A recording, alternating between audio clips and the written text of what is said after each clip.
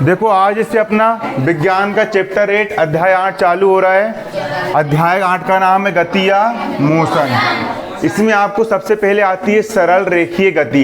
इसको आपको बारीकी समझना है। यदि आप समझ लोगे तो आप चैप्टर में से पूरे नंबर लेकर के आओगे, है ना। दूरी और विस्थापन क्या होता है हम ये जानेंगे आज के, है ना। देखो सरल, समझना लिखना नहीं है ना। सरल रेखीय गति।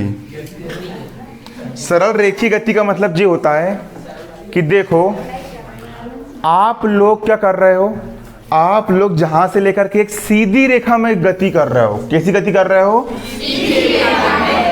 ये हो गया आपका गांव और ये हो गया आप यहां से जो गाड़ी उठाया आपने और बिल्कुल सीधी रेखा में गति कर रहे हो। कैसी गति कर रहे हो?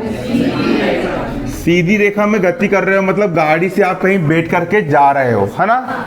तो जब सीधी रेखा में किसी एक ही दिशा में, इधर मतलब इधर ही जा रहे हो, जब सीधी रेखा में किसी एक ही दिशा में गति की जाती है तो उसको अपन क्या कहते हैं? उस गति को हम सरल रेखीय गति कहते हैं। क्या कहते हैं? सरल रेखीय गति कहते हैं। जब सीधी रेखा में गति की जाती है तो उसको अपन क्या कहते हैं? सरल रेखीय गति कहते हैं। अब सबसे मेन बात यहाँ पर ये होती है कि दूरी किसको बोलते हैं? दूरी किसको बोलते हैं? देखो ये हो गया आपका 0 किलोमीटर।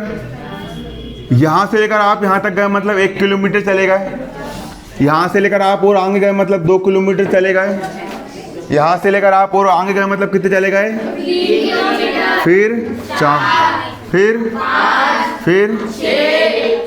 7 हो गया 7 किलोमीटर। तो देखिए यहाँ पर दूरी किसको बोलते? यहाँ पर आप एक वस्तु हो गया। आप क्या हो गया? एक जी, यहाँ पर आप ये खड़े हैं, है ना। किसी वस्तु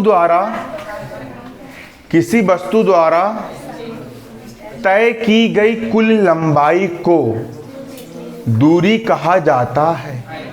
आपने यहाँ से लेकर के 1 किलोमीटर तक की लंबाई तय कर ली है, फिर 2 किलोमीटर तक की लंबाई तय कर ली है, फिर 3 किलोमीटर तक की लंबाई तय कर ली है, फिर 4 किलोमीटर तक की लंबाई तय कर ली है, फिर 5 किलोमीटर तक लंबाई तय कर ली है। तो किसी वस्तु के द्वारा तय की गई कुल लंबाई को उस वस्तु की अपन क्या बोलते? दूरी। तुम यहाँ से लेकर के छिंदवाड़ा गए। कहाँ गए? यहाँ से छिंदवाड़ा कितनी दूर है? 30 किलोमीटर है। तो तुमने यहाँ से लेकर के 30 किलोमीटर तक की लंबाई तय कर ली है।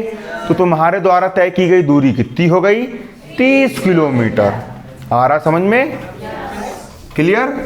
तो दूरी किसको बोलते? किसी वस्तु के द्वारा तय की गई कुल लंबाई को क्या कहते हैं? दूरी कहा जाता है। आ रहा ना समझ में? तो दूरी क्या होती? वस्तु को देखो, मान के चलो कि ये आदमी 7 किलोमीटर दूर चला गया, है ना। तो उसने कुल कितनी लंबाई तय करा? 7 किलोमीटर की। तो दूरी कितनी हो जाएगी? 7।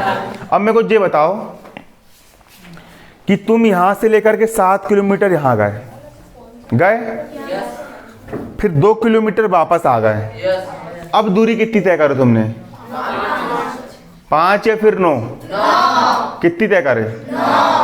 कुल लंबाई को दूरी कहते हैं। सबसे पहले तुम 1, 2, 3, 4, 5, 6, 7 किलोमीटर गए, फिर 1 किलोमीटर वापस आए तो 7 और 1 8 हो गया, फिर 1 किलोमीटर फिर वापस आए तो 8 और 1 कितना हो गया? 9। कुल तुमने 9 किलोमीटर का पेट्रोल जला। कुल 9 किलोमीटर की तुमने दूरी तय करे। तो वस्तु के द्वारा तय की गई कुल लंबाई को अपन क्या कहते हैं? दूरी कहते हैं। क्लियर? ये हो गई आपकी दूरी। दूरी को कहाँ में नापोगे? सबसे पहले स्केल से अपन सेंटीमीटर में नापते हैं, है ना। सेंटीमीटर से बड़ा मात्रक होता है मीटर, मीटर से बड़ा किलोमीटर। क्लियर? इस प्रकार से मापा जाता है, लेकिन मुख्यतः अपन दूरी को किलोमीटर में मापते हैं। लंबाई को किलोमीटर में नापते हैं ना, फुट में भी नापते हैं। किसी की लंबाई इतनी है, अलग अलग मात्रक होते हैं, लेकिन ऐसा ही मात्रक किलोमीटर वगैरह इसका अधिक प्रचलन में है। क्लियर? काय मापी जाती दूरी? अधिकतर किलोमीटर में मापी जाती है। अब विस्थापन किसको बोलते हैं? प्रारंभिक बिंदु, प्रारंभिक स्थिति और अंतिम स्थिति के अंतर को विस्थापन कहा जाता है। एग्जाम्पल के तौर पर तुम अभी यहाँ पर खड़े हो और तुम 7 किलोमीटर चल गए, यहाँ पर चल गए, तो तुमने दूरी कितनी तय करे?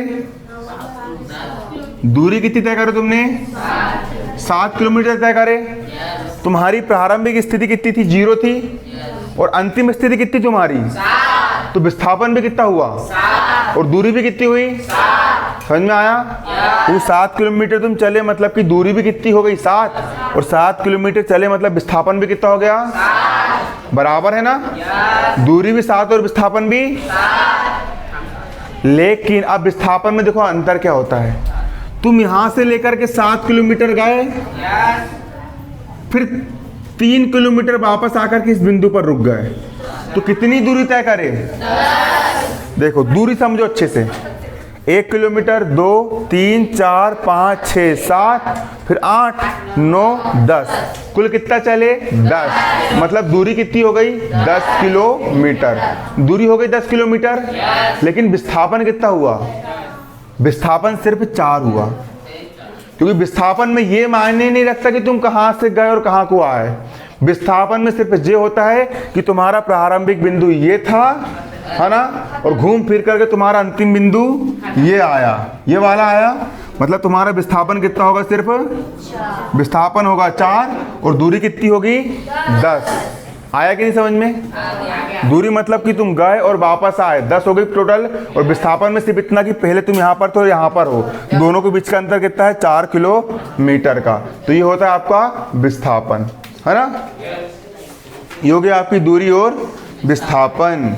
अब ये बताओ, गाड़ी जो होती है, गाड़ी में जो स्पीड बताता है कि आप 10 की स्पीड से आ रहे हो कि 20 की, 50 की, उसको अपन क्या कहते हैं? ओडोमीटर बोलते। क्या बोलते हैं? ओडोमीटर से आपकी बाइक की स्पीड का पता चल जाता है ना?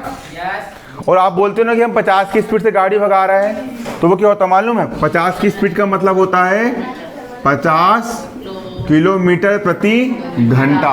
मतलब यदि आप इस रफ्तार से जाओगे तो 1 घंटे में आप 50 किलोमीटर की दूरी तय कर लोगे। बनेगा?